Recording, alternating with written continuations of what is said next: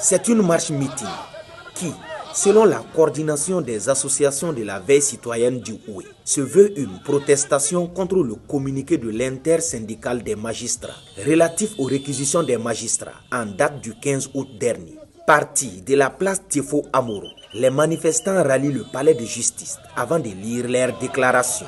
Le Burkina Faso, notre cher pays, traverse l'une des périodes les plus difficiles de notre histoire. Cette situation a obligé nos plus hautes autorités à prendre des mesures importantes. On a le décret sur la mobilisation générale qui crée les conditions de participation de tous les fils du pays à la reconquête du territoire. Malheureusement, nous avons constaté à travers ce communiqué de l'intersyndicale des magistrats une remise en cause de l'esprit et de la mobilisation générale présente un risque sérieux de saper l'autorité et la crédibilité de la justice dans notre pays.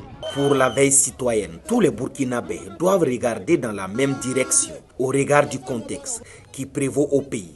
C'est pourquoi elle dit se dresser contre tout ce qui voudrait, selon elle, ramer à contre-courant. La coordination nationale des associations de la veille citoyenne, la section Houé, à travers cette note, voudrait rappeler à ses auteurs du communiqué que les questions de nation surpassent tout l'intérêt individuel. Nous tenons aussi à les rappeler que la justice est au service de l'intérêt général. Il appartient aux réquisitionnés de saisir cette opportunité pour graver leur nom dans les annales de l'histoire du Burkina. Pour nous, la justice reste et demeure qu'une des institutions fortes et l'existence d'une nation, et nous ne permettrons à qui que ce soit d'engager des manœuvres impopulaires à tenir son image. La coordination des associations de la veille citoyenne du Houé